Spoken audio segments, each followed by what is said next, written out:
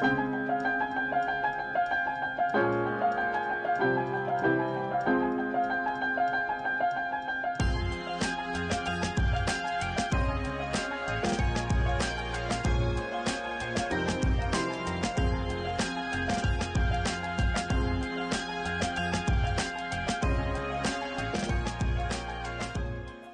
Monsieur le Président, Bonjour Monsieur Moutard. merci de nous accueillir dans ce lieu chargé d'histoire, donc la compagnie transatlantique, si je me souviens bien, qui est une magnifique verrière. Je vous remercie d'être venu nous rendre visite. Effectivement, ce sont les anciens ateliers de la Compagnie Générale Transatlantique qui sont depuis 3 ans, un peu plus de 3 ans maintenant, les locaux du tribunal administratif où sont rendues à peu près 12 000 décisions juridictionnelles chaque année. Dans ces locaux, vous avez les salles d'audience tout autour de nous. Quelques décisions sont rendues à l'issue d'expertises que nous avons désignées et pour lesquelles les experts apportent une contribution extrêmement importante.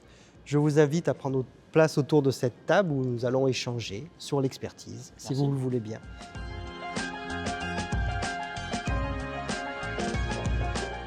Bonjour à tous. Alors nous avons le plaisir aujourd'hui d'avoir Monsieur Trottier, président du tribunal administratif de Marseille, qui va justement répondre à quelques questions dans le cadre de cette interview pour la compagnie des experts à la Cour administrative d'appel de Marseille. Donc Monsieur Trottier, vous êtes le président du tribunal administratif de Marseille depuis septembre 2023. Et si mes recherches bibliographiques sont correctes, vous avez exercé auparavant dans plusieurs juridictions, notamment à Nancy, puis à Lille, puis à Besançon. Et au sein du ressort de notre cour administrative d'appel de Marseille, vous avez été conseiller au tribunal administratif de Nice et exercé des fonctions de commissaire du gouvernement auprès de la Cour. Aujourd'hui, vous êtes à la tête du tribunal administratif de Marseille et vous dirigez une équipe d'une centaine de personnes, des magistrats et des agents de greffe. On va démarrer cette interview qui va se décomposer en 3 thèmes. Le premier concerne le tribunal administratif de Marseille. Votre tribunal, est-ce que vous pouvez nous le présenter? Le tribunal administratif de Marseille est un gros tribunal qui comporte 10 chambres. Alors peut-être il faudrait que je revienne sur ce que fait un tribunal administratif. Un tribunal administratif, c'est le juge administratif de droit commun en première instance, c'est-à-dire qu'il traite tous les litiges administratifs où il y a une administration au sens large qui est partie.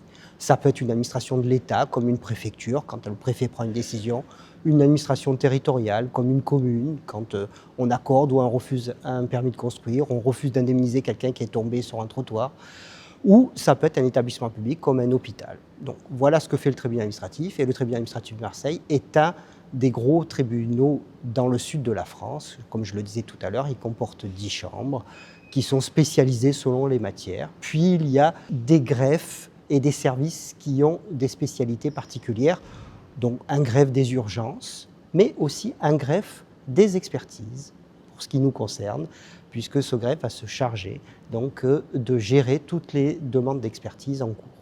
Maintenant qu'on va se rapprocher donc de notre public visé, les experts, quelles sont les spécificités du tribunal administratif de Marseille en matière d'expertise? En réalité, le tribunal administratif de Marseille n'a pas de spécificité par rapport aux autres tribunaux administratifs.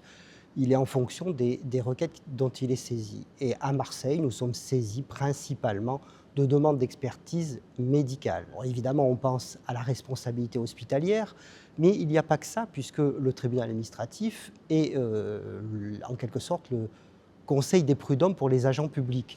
Et donc, chaque fois qu'un agent public a un problème de santé, par exemple un fonctionnaire qui estime qu'il a une pathologie imputable à son service, peut demander une expertise médicale. Puis après, vous avez toutes les personnes qui sont victimes d'un accident à cause d'un ouvrage public ou de travaux publics, qui tombent sur la chaussée, qui tombent dans une tranchée, etc. et qui peuvent demander aussi une expertise pour qu'on évalue leurs séquelles. Ce sont les expertises médicales. Alors, ça représente les 2/3 de nos demandes d'expertise. L'autre tiers, ce sont les expertises qu'on appelle immobilières en matière de marché public, domaine public, urbanisme, tous ces domaines-là où on va demander à un expert technicien de se prononcer sur un litige qui affecte un immeuble de façon générale. Et ça comprend également les constats, où on demande quelque chose de très particulier à un expert. On va lui demander de se prononcer sur l'état d'un immeuble, notamment est-ce que l'immeuble menace ruine et est susceptible d'avoir des incidences sur la situation des gens qui l'habitent, des gens qui passent dans la rue, etc. Et donc là, c'est aussi une centaine de requêtes à peu près chaque année qui concernent ce type de litige, de constat d'urgence. Vous nous avez donné les quelques éléments par rapport à la volumétrie des constats. Est-ce que vous avez quelques chiffres à nous donner? Vous nous disiez 2 tiers d'expertise en matière de santé, mais ça représente combien d'expertise en tout? Le chiffre est très facile à retenir, le chiffre est de 300. Nous avons 300 nouvelles demandes chaque année d'expertise et nous avons 300 à peu près dossiers qui sont en stock, en instance, qui pour nous signifie que le dossier est à l'instruction, on va examiner s'il mérite qu'on désigne un expert et en même temps, ce sont les dossiers pour lesquels on a désigné un expert et on est en attente de leur rapport d'expertise, ce sont des dossiers en attente. Donc on en a 300 également. Et dans ces 300, donc je disais 2 tiers, 1 tiers. Les 2 tiers, c'est 200 à peu près en expertise médicale et 1 tiers en expertise immobilière. Le thème suivant traite d'un sujet qui intéresse énormément nos consoeurs et nos confrères. Il s'agit donc de la désignation des experts. C'est un processus qui nous apparaît de l'extérieur assez complexe. Est-ce que vous pouvez nous donner quelques mots sur ce processus de désignation? Le processus est finalement plutôt simple, puisque quand une expertise, une demande d'expertise a passé le cap de l'instruction, c'est-à-dire qu'on a bien estimé qu'elle relevait de notre compétence, qu'elle a satisfait aux conditions de recevabilité et surtout qu'on l'a estimée utile, puisque c'est une des conditions essentielles, dans ces cas-là, le magistrat en charge de désigner les experts, ça peut être le président du tribunal ou un magistrat désigné, dans ces cas-là, va transmettre à un greffe le soin de appeler, de contacter un expert dans la spécialité qu'il estime en tous les cas la plus appropriée. Et le greffe va demander à l'expert s'il est disponible, s'il sait bien de sa compétence, et s'il n'y a pas de conflit d'intérêt. Et en fonction de la réponse de l'expert, on va le désigner, on va en choisir un autre, parfois sur les conseils même de l'expert, ou étendre l'expertise parce que l'expert n'est pas tout à fait compétent pour la totalité et on va adjoindre un autre expert pour faire un collège d'experts de 2, 3 experts, voire un sapiteur pour un point plus particulier. Le dernier thème de cette interview concerne la relation entre les experts et votre juridiction. Lors de certaines expertises, un expert peut rencontrer des difficultés. Il peut être confronté à des pratiques qui visent à allonger anormalement la durée de l'expertise, ou alors il peut être confronté à de très très fortes tensions entre les parties. Euh, Face à ce type de pratique, qu'est-ce que vous recommandez aux experts? La première chose à faire, c'est de contacter le magistrat qui a désigné l'expert. Et à ce moment-là, on voit ensemble ce qu'on peut faire. Alors le code prévoit tout un tas de dispositions pour des difficultés très particulières, notamment en cas de refus de production de documents, le magistrat peut forcer à produire des documents. Il peut assister lui-même à l'expertise. Il peut demander à ce que la location provisionnelle qui a été décidée soit versée, mettre en demeure la partie de la versée. Donc il y a tout un tas de procédures. Mais en dehors de ces cas-là, le juge peut user de son influence, prendre contact avec les parties pour régler un différend ou simplement, et c'est souvent plutôt le cas, pour apaiser une situation qui devient un petit peu tendue ou conflictuelle.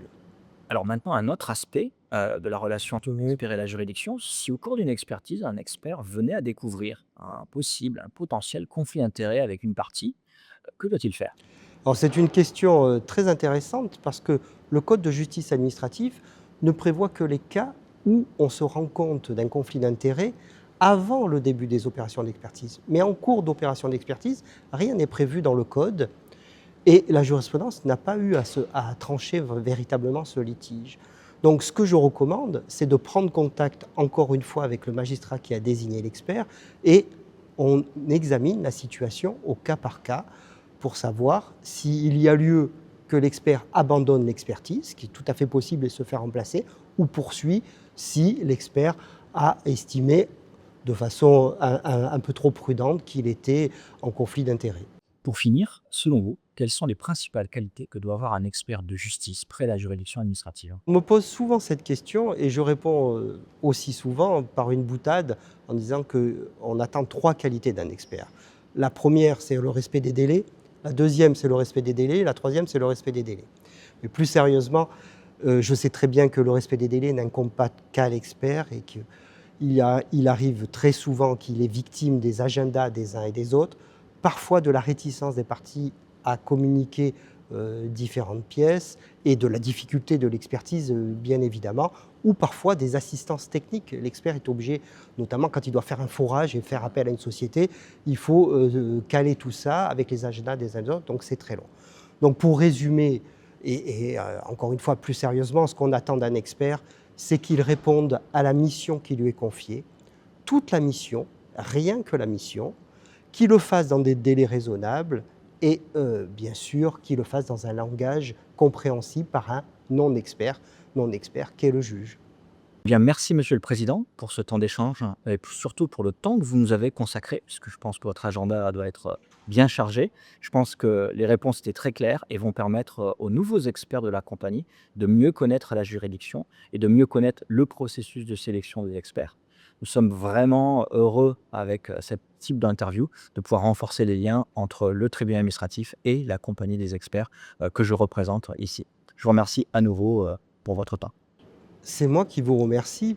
Ça m'a permis d'expliquer et j'espère que ça a été suffisamment clair et en tout cas un peu démythifier la juridiction administrative et d'expliquer un petit peu comment on fonctionnait. Et en tous les cas, j'aurais aimé que tout le monde prenne bien conscience que le juge ne peut pas travailler, la justice ne peut pas être rendue si le juge ne peut pas s'appuyer sur un rapport d'expertise fiable. C'est en ce sens que les experts sont des auxiliaires de justice. Ils nous permettent de rendre la justice. Sans eux, nous ne pourrons pas le faire.